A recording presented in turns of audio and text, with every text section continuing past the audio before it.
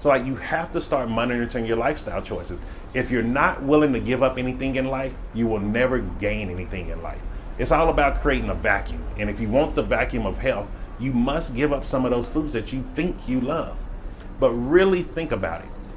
And like this is your action step for today. Like really think about this. Where did you start eating the foods that you say you love? If you love pizza, where did you start eating it? Did you make that choice?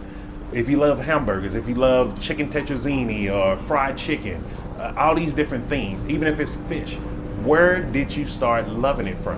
Who taught you to love it? Like those are the things that we have to start looking at when we're looking at how we eat. Because what we don't realize, most of the foods that we eat were, sorry, there's a helicopter over me. Most of the foods that we eat were actually placed upon us at birth. And it doesn't mean your parents, your grandparents, they were trying to do wrong by you. They only had the best understanding that they had at the time frame that they lived in. We don't live in the same time frame as our parents, our grandparents, or other generations. Hell, we don't even live in the same time frame as when we were kids.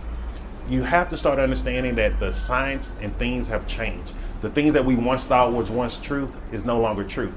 Like if back in the 1960s or 50s or 60s, when they believed that a human being, it was impossible to run a 4-minute mile. After the first guy who did it ran the 4-minute mile, the month later, 8 more people did it. Like increase your understanding and you'll start increasing the things that are possible in your health.